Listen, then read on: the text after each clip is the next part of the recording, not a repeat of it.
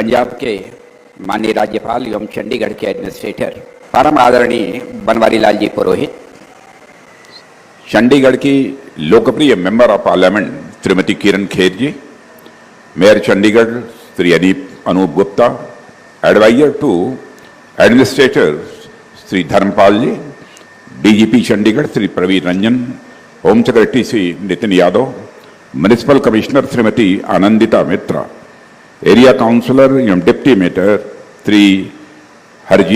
श्रीमती हरजीत सिंह, यहाँ उपस्थित मेरे मीडिया के मित्रों, देवियों व सज्जनों, आज जब मैं यहाँ पर चंडीगढ़ में बहुत सारे कार्यक्रम थे, उन कार्यक्रमों को संपन्न करने के लिए आया हूं, तो हमारे राजनीतिक जीवन का यह पहला अवसर है। जब मैं चंडीगढ़ में आया हूं और इस पंजाब राज्य के मुख्यमंत्री के रूप में चंडीगढ़ में रहते हुए 5 बार मुख्यमंत्री के रूप में जिन्होंने पंजाब के शासन की बागडोर अपने हाथों में संभाली है, ऐसे भारत की राजनीति के दिग्गज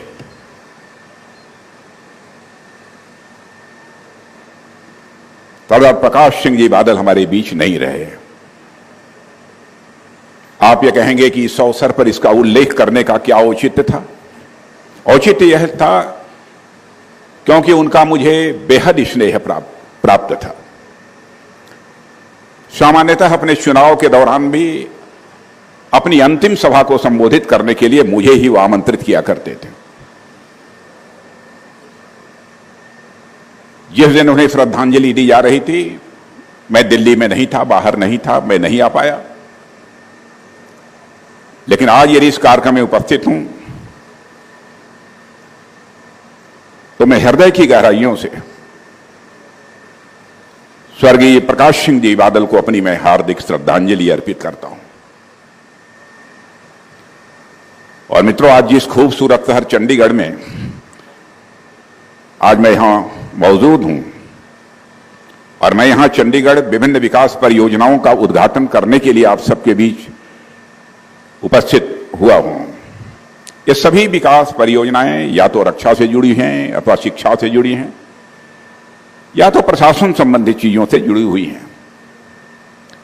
यानी आज के दिन चंडीगढ़ अनेक क्षेत्रों में नव निर्माण का साक्षी बनने जा रहा है। इसके लिए मैं इन प्रोजेक्ट से जुड़े सभी लोगों को और चंडीगढ़ की समस्त जनता के साथ साथ यहां के एडमिनिस्ट्रेशन को भी अपनी तरफ से हार्दिक बधाई देता हूं और साथ ही साथ में शुभकामनाएं भी देता हूं। और मेरे लिए यह गौरव की बात है कि आज देश के प्रथम इंडियन एयरफोर्स हेरिटेज सेंटर का उद्घाटन भी करने का मुझे अवसर प्राप्त हुआ है।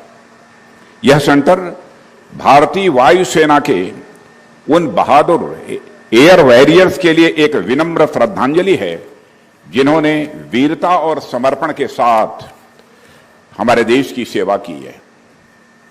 और लगभग 1 साल हुए होंगे जब मेरे पास इस सेंटर को लेकर प्रपोजल लाया था।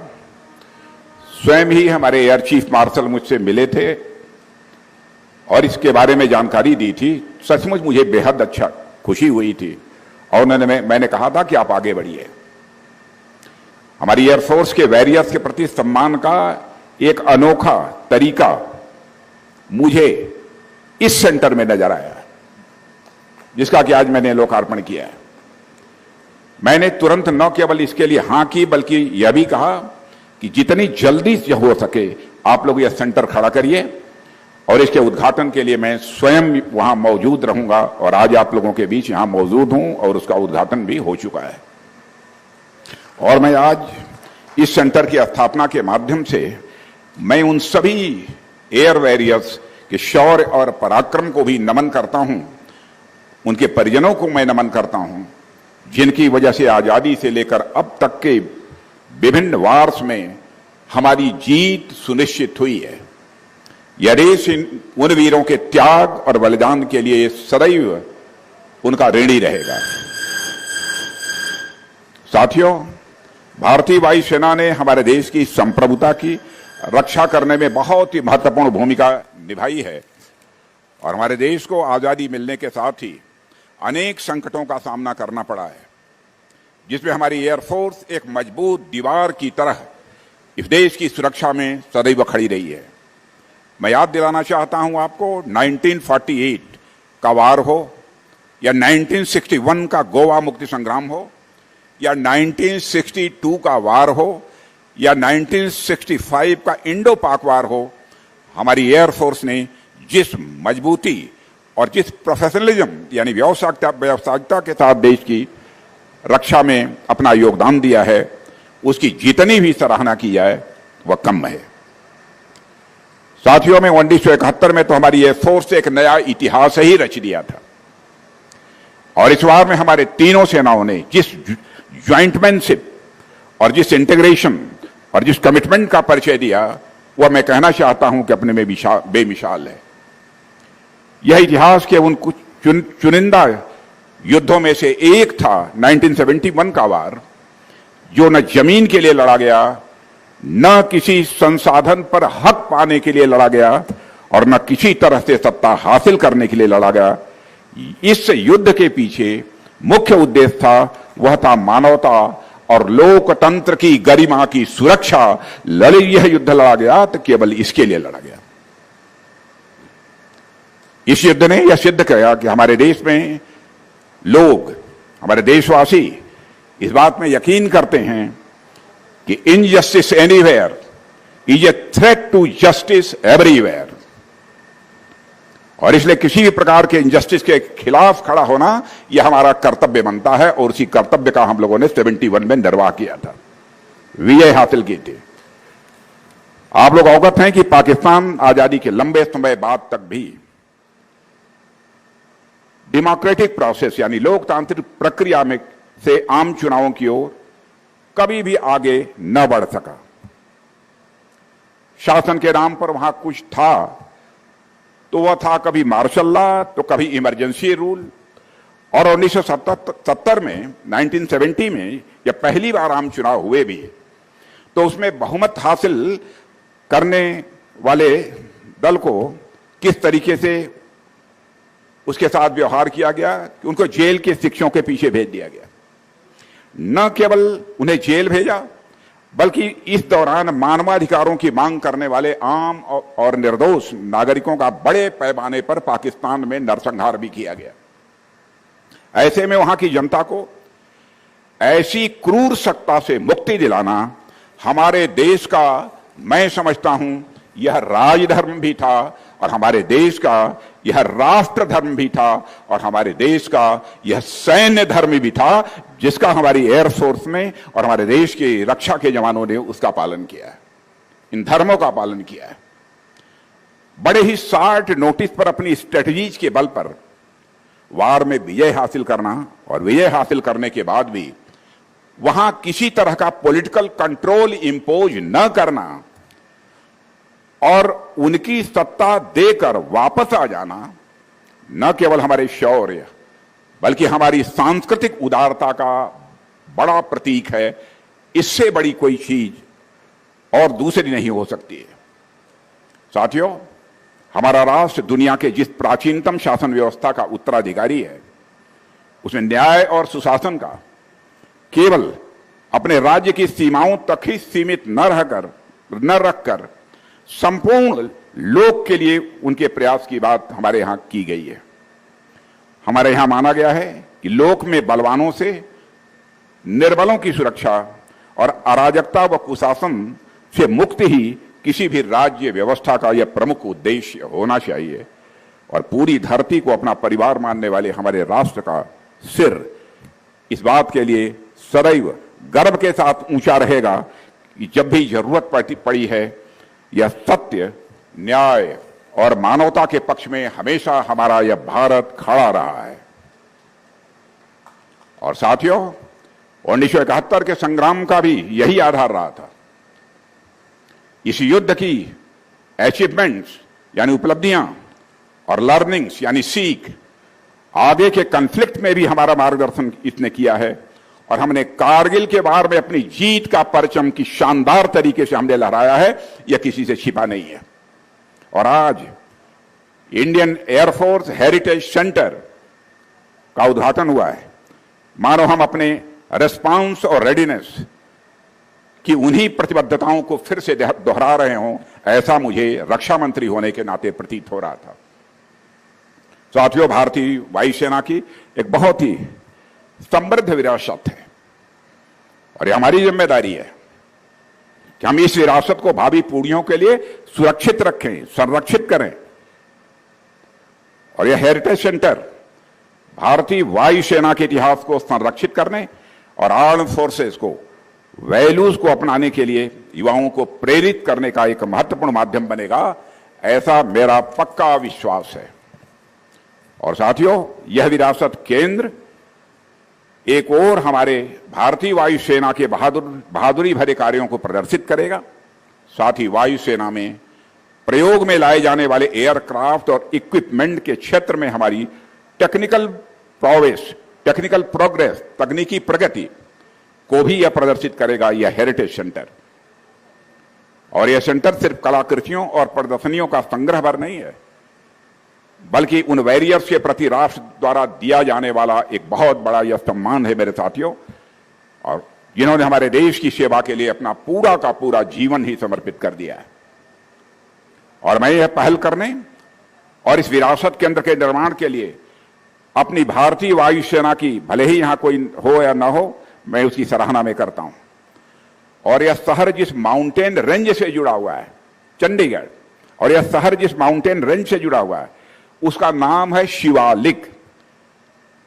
इसमें शिवजी का नाम है और इस शहर के नाम में चंडी जी का नाम है, यानी दोनों ही नाम शक्ति और सामर्थ्य के ये प्रतीक हैं मेरे साथियों।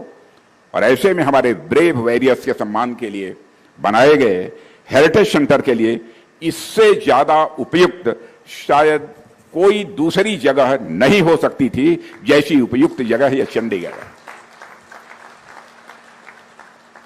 और साथियों, चंडीगढ़ अगर अतीत की विरासत को संभालने के लिए यह कदम उठा रहा है तो भविष्य के लक्ष्यों की ओर भी इसकी निगाह बराबर बनी हुई है।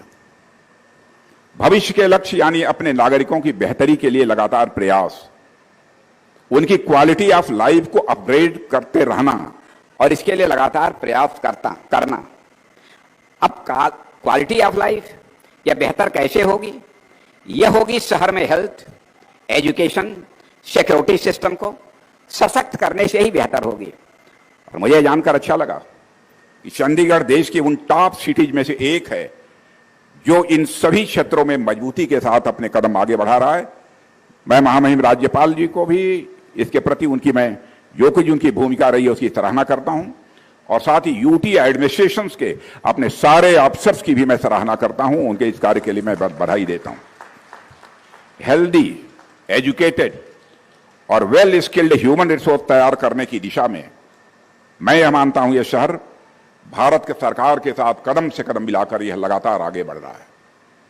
साथियों, राष्ट्र के विकास के लिए समग्र शिक्षा, कॉम्प्रिहेंसिव एजुकेशन और एजुकेटेड ह्यूमन रिसोर्सेज की उपलब्धता सुनिश्चित करना यह हमारी सरकार की एक महत्वपूर्ण जिम्मेदारी है, हमारी सरकार की प्रायोरिटीज यानी प्राथमिकताओं में से एक है।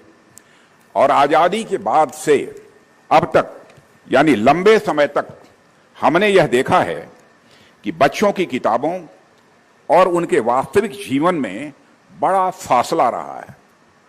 हमारे बच्चे किताबों में जो पढ़कर जा रहे थे वह उनके जीवन को नई दिशा देने का कार्य करे, ऐसा आवश्यक नहीं हुआ करता था।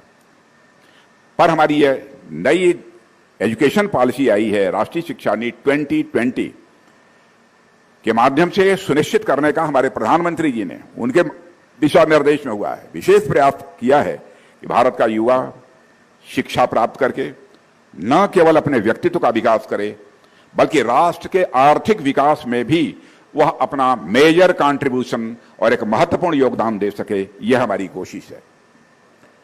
एक सशक्त भारत का जो सपना किसी समय स्वामी विवेकानंद ने देखा था, महात्मा गांधी ने देखा था, डॉक्टर अंबेडकर और डॉक्टर कलाम ने देखा था। आज हम उनके सपने को साकार करने की दिशा में मेरे दोस्तों हम तेजी के साथ आगे बढ़ रहे हैं, मैं ये कह सकता हूं। देश का जहां तक प्रश्न है, हमारा यह भारत 2014 में जहां पर दुनिया की इकोनॉमी की दृष्टि से, अर्थव्यवस्था के आकार की दृष्टि से, दुनिया के जो बड़े आर्थिक दृष्टि से बड़े जो देश हैं, यानी इकोनॉमी की साइज जिन देशों की बड़ी है, उसमें 10वें और 11वें स्थान पर रहता था। लेकिन 8 वर्ष के अंदर यह करिश्मा हो गया मेरे बहनों भाइयों कि आज हमारा भारत दुनिया की टॉप 5 इकोनॉमीज में, यानी दुनिया की टॉप 5 अर्थव्यवस्थाओं में आकर खड़ा हो गया। ऐसा सपना तो ऐसे ही पूरा होगा। देश में चाहे नई नई यूनिवर्सिटीज की स्थापना हो, मेडिकल कॉलेजेस का निर्माण हो, स्कूलों का निर्माण हो, सैनिक स्कूलों में बढ़ोतरी हो, या फिर स्टूडेंट्स की सुविधाओं में बढ़ोतरी हो, हर दृष्टि से हमारी गवर्नमेंट का यह प्रयास है कि हम अपने बच्चों को वर्ल्ड क्लास एजुकेशन और सुविधा प्रदान कर सकें। यही हमारी न्यू एजुकेशन पॉलिसी का उद्देश्य है। चंडीगढ़ शहर भारत के उत्तरी राज्यों के लिए एजुकेशन हब के रूप में कार्य करता है, मैं जानता हूं, और छात्रों की एजुकेशनल और प्रोफेशनल नीड्स को पूरा करता है। और ऐसे में छात्रों को अच्छी सुविधाएं प्रदान करना यह महत्वपूर्ण है ताकि वे आसानी से अपने लक्ष्य पर ध्यान केंद्रित कर सकें। ऐसे में पंजाब इंजीनियरिंग कॉलेज और गवर्नमेंट कॉलेज सेक्टर 46 में बॉयज हॉस्टल का नया ब्लॉक छात्रों की जरूरतों को पूरा करने की दिशा में यह एक और कदम है, यह हमारी मान्यता है।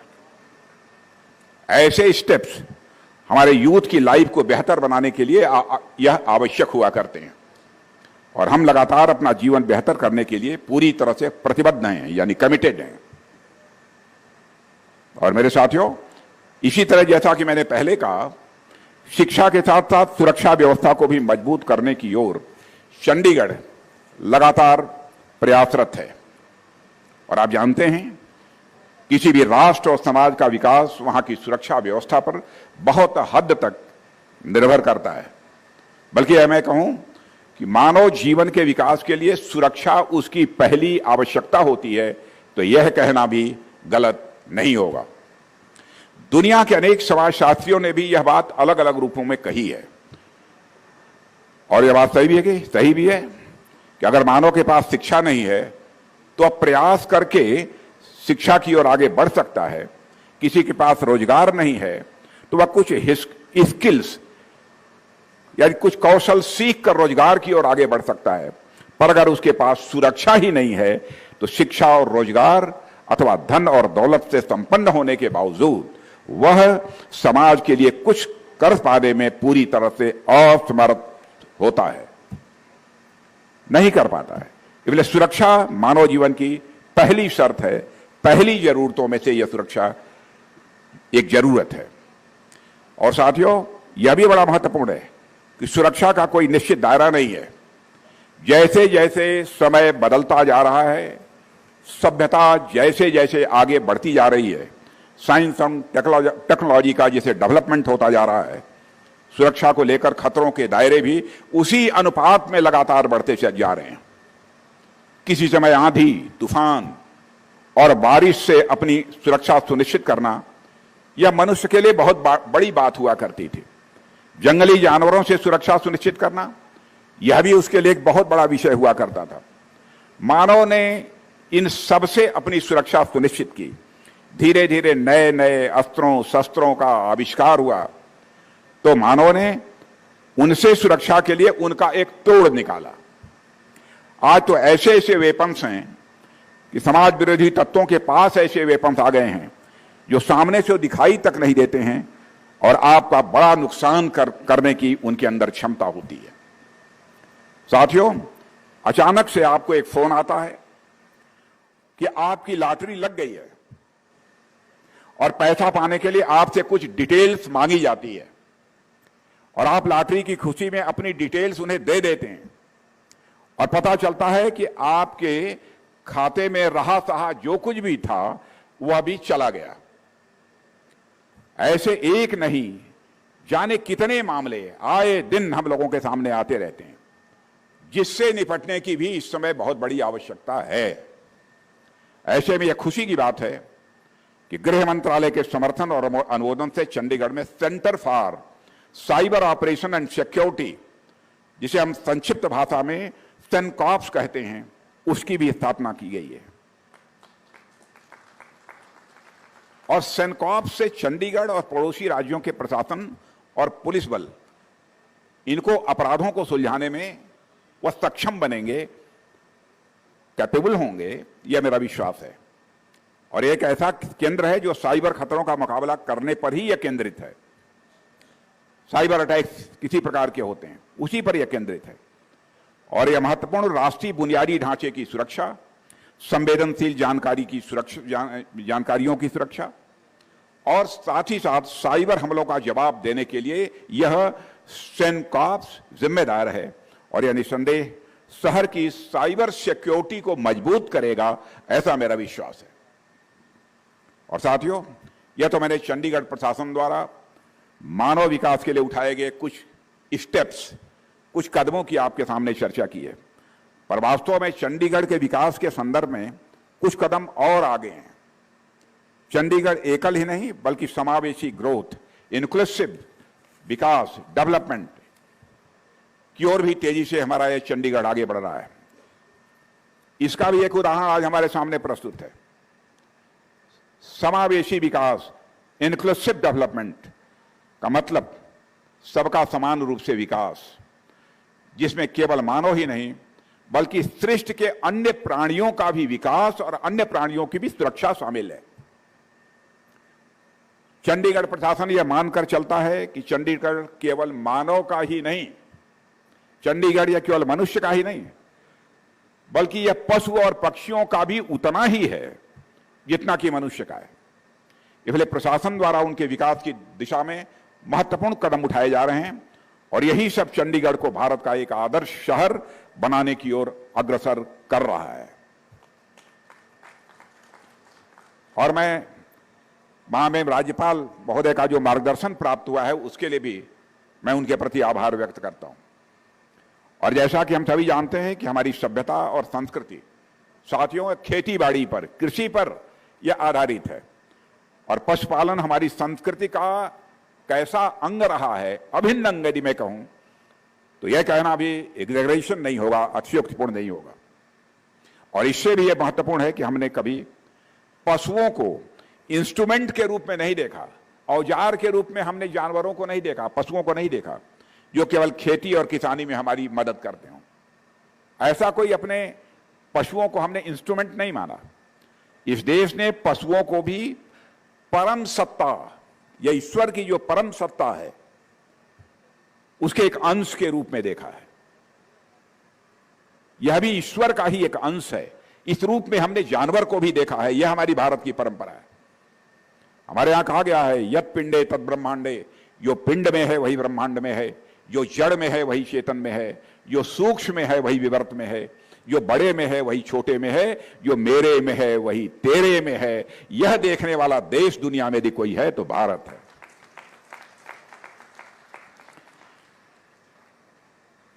और साथियों, इस देश ने नदियों, वृक्षों को भी मां माना है। दुनिया का कोई देश नदियों और वृक्षों को भी मां के तुल्य नहीं मानता है, भारत मानता है। गाय को भी हम मां कहकर पुकारते हैं। पशु पक्षियों और कीट पतंगों के भीतर भी हमने उस जीवात्मा की संकल्पना की है, जिस जीवात्मा की संकल्पना हमने अपने भीतर की है। और उसमें भी गाय, काऊ, गाय तो मैं समझता हूं भारतीय संस्कृति की चेतना का मूल आधार है। भारत की सांस्कृतिक चेतना का एक मूल आधार है। हमारे यहां गाय न केवल मानव की सहजीवी मानी जाती है, बल्कि इसके भीतर अनेक देवी देवताओं की भी कल्पना की गई है। गाय यदि किसी के पास है तो लोग यह मान लेते हैं कि हमारे घर में यदि गाय है तो बहुत सारे करोड़ों देवी देवताओं का भी वास हमारे घर में होता है। यह मान्यता है हमारे भारत की। बौद्ध ग्रंथों में, वैसे तो यहां कामधेनु भी उसे हम कहते हैं, कामधेनु यदि किसी को कहा जाता है तो गाय को ही। और बौद्ध ग्रंथों में इसे अन्नदा, बौद्ध ग्रंथों में इसे अन्नदा कहते हैं, वन्नदा कहते हैं और सुखदा कहा गया है। बौद्ध ग्रंथों की बात मैं कर रहा हूं। ऐसे में गौ माता की रक्षा और देखभाल करना न केवल हमारी यह जिम्मेदारी मानी गई है, बल्कि हमारी विशिष्ट संस्कृति का एक अभिन्न अंग है। हम गाय की सेवा करते हैं तो अपनी भारत की संस्कृति की सेवा करते हैं, भारत की कल्चर की सेवा करते हैं, मानवता की सेवा करते हैं, सृष्टि की सेवा करते हैं, परमेष्ठी की सेवा करते हैं, यानी परमात्मा की सेवा करते हैं। शायद आम लोगों को यह कभी कल्पना नहीं होगी। और साथियों, आज जिस अत्याधुनिक गौशाला का उद्घाटन यहां हो रहा है, मैं कारपोरेशन को सचमुच बधाई देना चाहता हूं कि इस मामले में कम से कम वो रुचि ले रहे हैं। वह जो घूमते टहलते इधर उधर भटकते हुए गोवंश यानी गायें हैं, उनके लिए कम से कम एक आश्रय देगी इस प्रकार की व्यवस्था, और उन्हें उचित चिकित्सा भी यदि आवश्यक होगी तो प्रदान की जाएगी। साथियों, कई बार देखने में आता है कि गाय यहां वहां निराश्रित होकर भटकती रहती है, और ये दूध नहीं देती हैं तब तो उनका भटकना निश्चित है, कोई पूछने वाला नहीं है। उनका इस तरह भटकना मानव समाज की कृतज्ञता, क्षमा कीजिएगा मैं बहुत कठोर शब्द का प्रयोग कर रहा हूं, गायों का इस तरह भटकना मैं मानव समाज की कृतज्ञता का प्रतीक मानता हूं। हमें विचार करना चाहिए पूरी ह्यूमैनिटी को, मनुष्य को। कुछ गायें बीमार पड़ जाती हैं और उन्हें कोई देखने वाला नहीं होता है, और मैं जानता हूं बहुत सारे सो कॉल्ड प्रोग्रेसिव्स हमारी इस बात की आलोचना करेंगे, लेकिन उसकी मुझे परवाह नहीं है। ऐसे में उनका उचित स्वास्थ्य एवं उनकी देखभाल सुनिश्चित करना यह बहुत ही आवश्यक है और महत्वपूर्ण भी है।